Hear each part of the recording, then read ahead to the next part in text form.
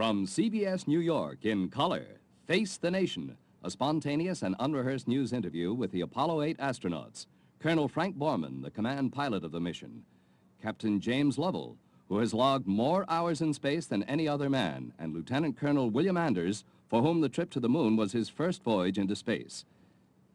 You three gentlemen were the first men to escape from the Earth, so to speak. Is there, I'm sure you're going to be asked this over and over again, but I think everybody wonders about it. Is there some kind of a psychological wrench when you see the Earth actually receding, when you're alone in the universe and the only spot in the whole visible universe is an Earth which is so distant that it looks like, as I believe one of you said, like a quarter or something of that sort? Is there some kind of a feeling which might seriously affect people who are not like you, trained, experienced? In other words, if you had a passenger aboard who were not so busy, would he really feel a wrench?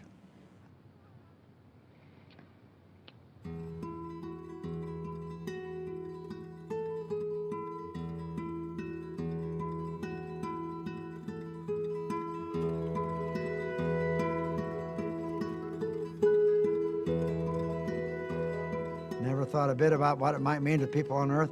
I only know what it felt like to me.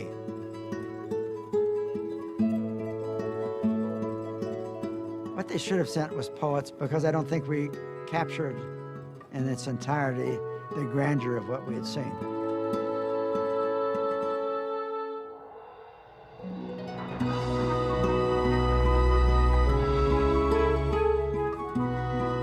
We were the first ones to see it in color, you know, from that altitude. Nobody had ever seen anywhere close to that. I mean, at best, they'd see the horizon out like this.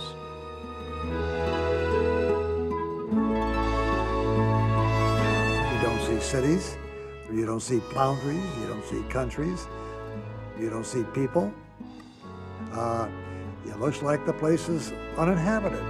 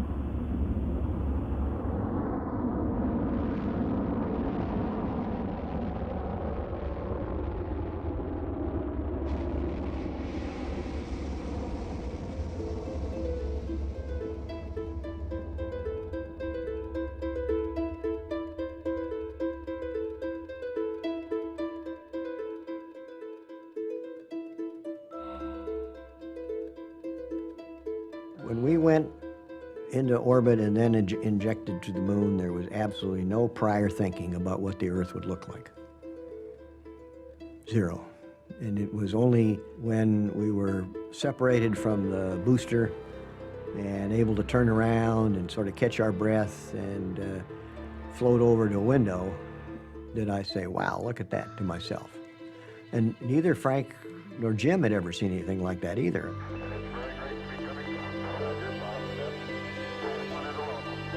There isn't that much difference between the Earth and the orbit. It's only when you get into deeper space that you experience the total immersion in the heavens. The Earth was the only thing in the entire universe. Of all this inky black void, the Earth was there with a beautiful blue hue to it. The blue marble, and that's what it looked like, a blue marble, a blue agate.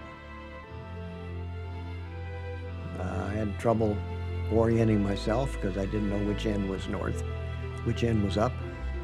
And I worked my way down from the South Pole, Antarctica, and was able to identify continents and whatnot, and realized that, well, okay, that brown thing off to the right was the bulge of Africa. And then as things started popping out, I could see Florida and the tongue of the ocean down at the Bahamas, very blue. And I thought, oh my God, this is amazing.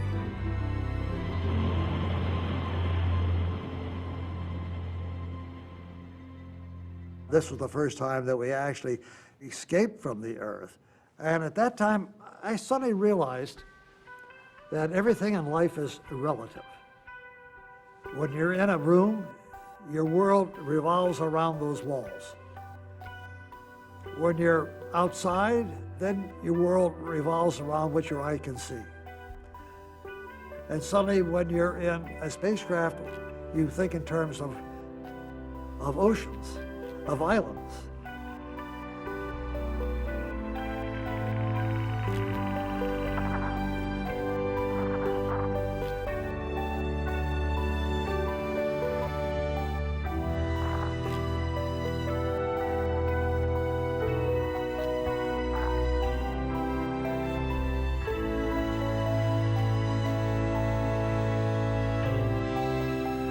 There was essentially zero interest in images of Earth from space. Nobody told me to take a picture of the Earth. I didn't think about it either. NASA interest was focused on the mission. And particularly Borman was kind of anti-photography. It was just one more thing to divert the crew to actually completing the mission, which was to go around the moon and get back alive.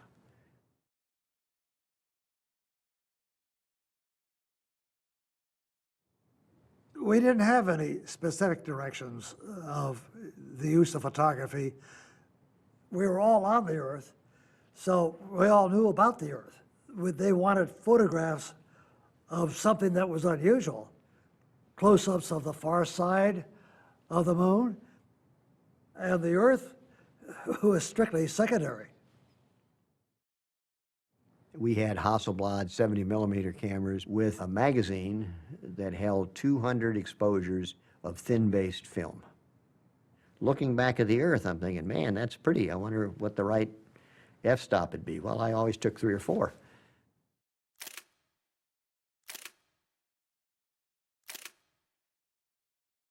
We had what today would be a very rudimentary TV system, a camera.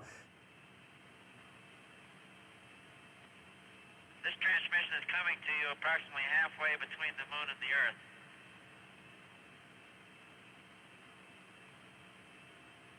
Well, we're all in very good shape. Jim is busy working, preparing lunch. Bill is playing cameraman right now, and to get a close-up of Jim Lovell, Bill, you can let everybody see that he's already outdistancing us in the beard race. Jim has got quite a beard going already. Happy birthday, Mother. Okay, now we're coming up on the view we really want you to see. That's the view of the Earth. And if you'll break for just a minute, Bill's going to put on the large lens, so we'll be right back with you. Houston, we're now showing you a view of the Earth through the telephoto lens. You don't have a lens cover on there, do you? No, we checked that, as a matter of fact. There's a picture. It didn't work all that well at first, but eventually people on the ground were able to see something that resembled an illuminated sphere called the Earth, and it wasn't high definition by any means. And just hold her steady. It's really looking good. I was wrong on things at times, and I was terribly wrong on the television. I didn't even want to take a television camera with us. That was stupid on my part. The television brought back the realities of what we were doing to the American people, the people of the world. We've been 31 hours, about 20 minutes into flight. So we'll be signing off here and looking forward now, of course, till the day after tomorrow when we'll be just 60 miles away from the moon.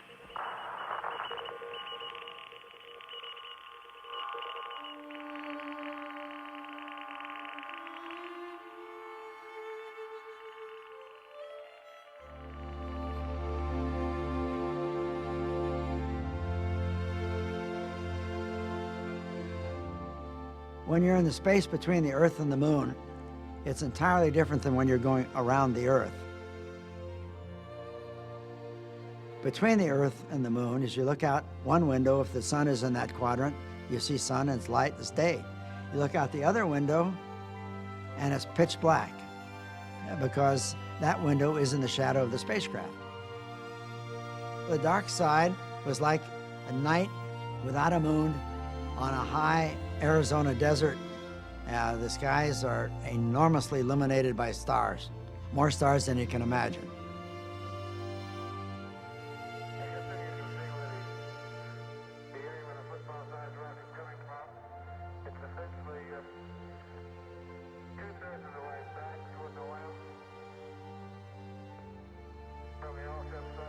The moon is orbiting this way, and we're aiming for the front of the moon, the leading edge of the moon. The moon is going, as I recall, something like 3,000 miles an hour. And when we get behind the moon, we fire the rocket to slow us up, so we will be captured by the lunar gravity. If we hadn't fired that rocket, we would have just gone back and slingshotted back to the Earth. Apollo 8 Houston, 1 minute to LOS, all systems go. As we came into the shadow of the moon, suddenly it was infinitely black. And I looked out and there were stars everywhere. And then as I looked out my side window, suddenly the stars stopped and there was this black hole. And I the hairs went up on the back of my neck. And then I realized that that was the moon blocking out the stars. That was really black. And that brought up a animalistic feeling. We were looking at a portion of the moon that human eyes had never seen before. The moon might have been what the Earth looked like before life. Like we were back at the beginning. I can remember feeling that way. It was a poignant moment. Space is black. Black. Ink black. Velvet black. There is no color to space, just as there is no color to the moon. The moon is all shades of gray. Bill Anders, Jim Lovell, and myself have spent the day before Christmas up here doing experiments, taking pictures, and firing our spacecraft engines to maneuver around.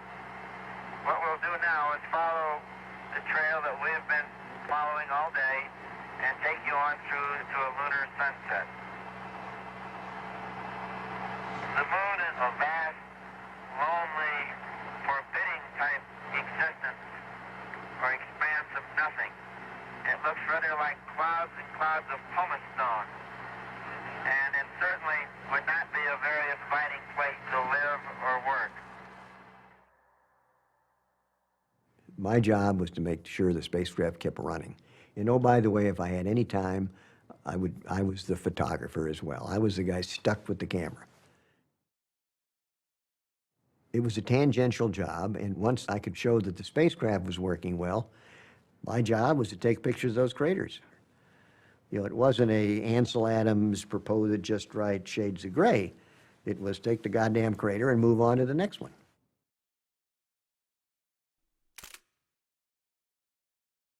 I started out setting up the cameras and taking pictures according to my photographic flight plan. No matter how closely you looked, it was crater upon crater. It was interesting, but after about an hour, I'm thinking, you know, it's kind of boring.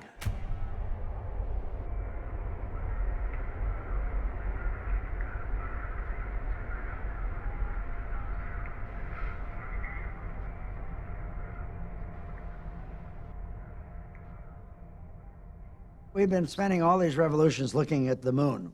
Then as we come around this non-inviting place, we look up and there's the Earth. It's 240,000 miles away. It was small enough you could cover it with your thumbnail.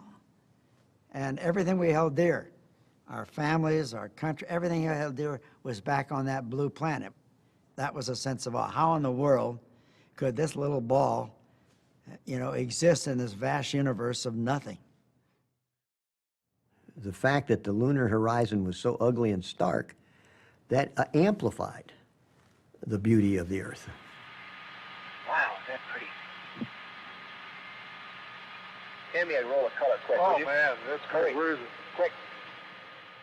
We were all awestruck by the difference, the beauty of the Earth and its color against the blackness of space. Oh, that's a beautiful shot.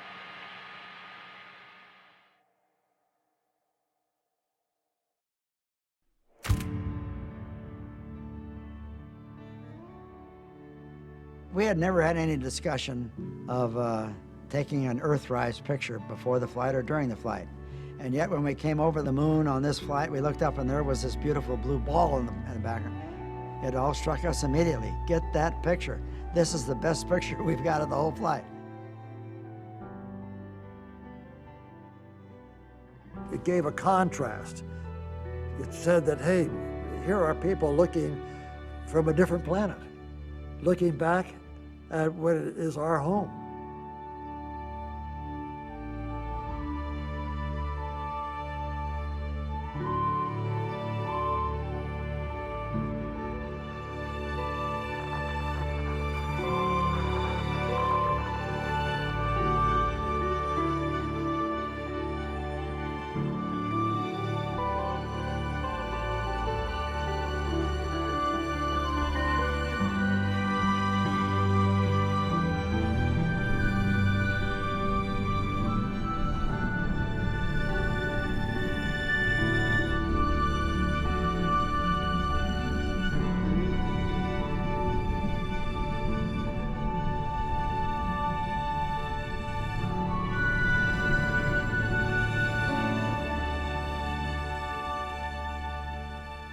When I looked at the Earth on the way back and had time to be a little more contemplative, underscored and got me thinking, really for the first time, we're just a small piece of an almost infinite universe.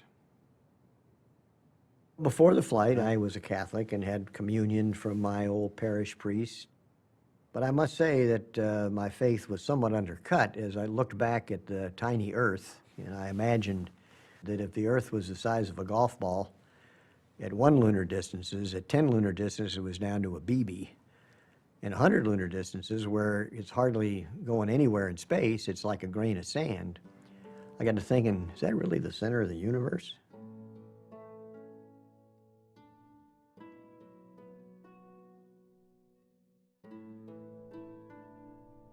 When I was around the moon and I saw the Earth, I realized suddenly how insignificant we all are. Just tucked away in space around a rather normal star, the sun. Probably just one of millions of stars in the universe.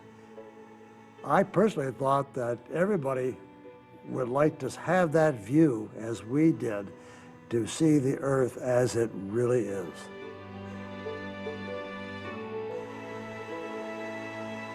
I believe all three of us had an emotional reaction to seeing the Earth. The dearest things in life were back on the Earth. My family, my wife. What I keep imagining is if I'm a lonely traveler from another planet, what I think about the Earth from this altitude, whether I think it'd be inhabited or not.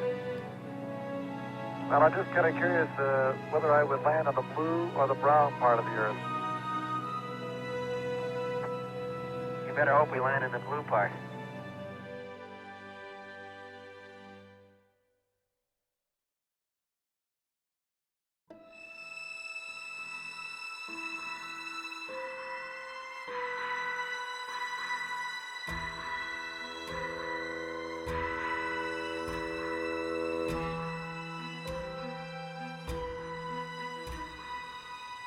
The target for the reentry was something like a mail slot if the mailman had to deliver your letter from 20,000 miles away. If we were too steep, we'd burn up. And if we were too shallow, we'd skip out, like skipping a stone on water. It always reminded me of like flying inside of a neon tube. It was so bright, and every once in a while you'd see chunks of the heat shield go flying by.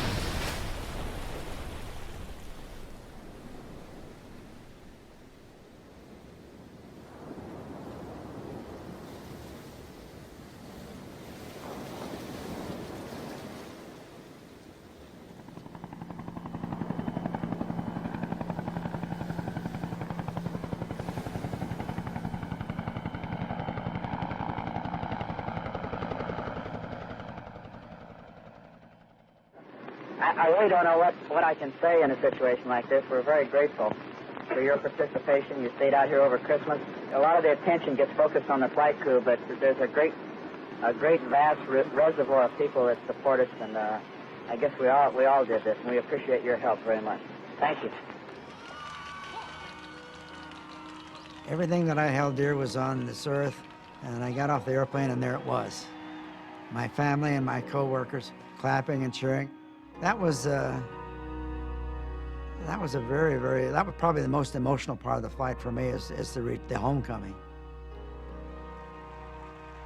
People were going nuts. But just getting home was a rewarding experience. It was a sense of accomplishment, a sense of euphoria that we actually did it, and it's completed. And just think, we were there, and now we're back again. We always somehow could not help knowing the enormity of what we did. I knew that within NASA that everybody was elated, you know, and I was too. But the accolades that suddenly came to us, it was much greater than at least I expected.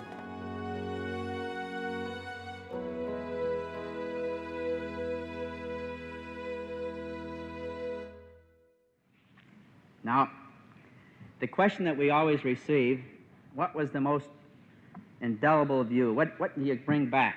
What do you remember after this flight? And I must confess that all of us, when we saw the Earth rising over the lunar landscape, said this was it. The picture that Bill took of the Earth from Apollo 8 became sort of the trademark of the mission. And everywhere we went, we presented that photograph. All over Western Europe, all over the Soviet Union. It was sort of widely admired. I think people could identify with it because they were on that blue marble. Photograph itself was the thing that everybody liked. I mean, it represented Apollo 8. And it could be almost like saying it was the fourth astronaut because it was there and it did the job. One frame, it showed exactly our existence. So the one overwhelming emotion that we carried with us is the fact that we really do all exist on one small globe. And when you get out 240,000 miles, it really isn't a very large Earth. When people had time to contemplate all that and let it sink in, that's what really made the Earthrise picture one that was considered such a valuable picture for the 20th century. I don't take much, philosophical, artistic credit for that. I just happened to be there, had the camera, wanted to color film, and took the picture. Being unlikely poets, or not being poets at all, we have to turn to a very distinguished poet, and if I may, I'd like to read to you an excerpt from Archibald MacLeish, because I think it captures the feelings that we all had in lunar orbit. To see the Earth as it truly is, small and blue and beautiful in that eternal silence where it floats, is to see ourselves as riders on the Earth together, brothers on that bright loveliness in the eternal cold, brothers who know now that they are truly brothers.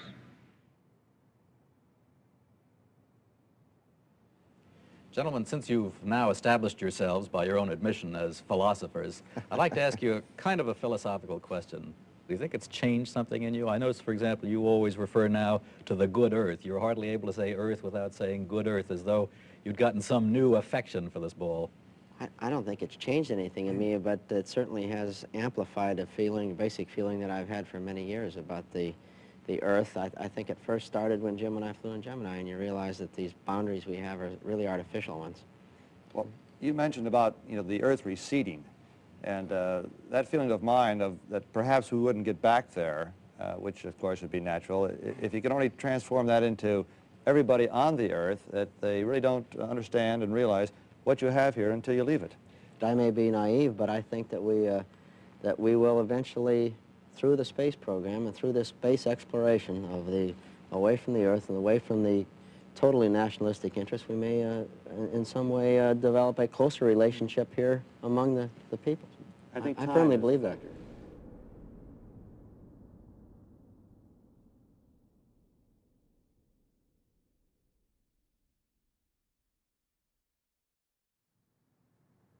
I don't think the Apollo program has yet brought as worldly a view, interlocking view to humankind that I had hoped. And even today, when I hear people chanting that we ought to go on to Mars, I'm thinking, you know, well, why don't we get our act together here on Earth first and go to Mars as human beings, not as jingoistic Americans or Chinese or Russians or Indians. Let's just do it as human beings. Makes me feel a little bit disappointed. We did something that ended up showing the Earth and its people exactly how we existed, where we are, that we were really here on Earth, a spacecraft, and we were all astronauts. And whether we liked it or not, that like we were in spacecraft having to work closely together to accomplish the mission, down here we seem to not be able to do that. It was a very, very sobering look to see this beautiful little blue marble in the middle of all that darkness. And you realize how lonely we really are on this wonderful Earth. And I think it gave a lot of people hope and transcended national boundaries. Of course, things got back to normal rapidly, but at least for an instant in history, I believe that people looked upon themselves as citizens of the Earth.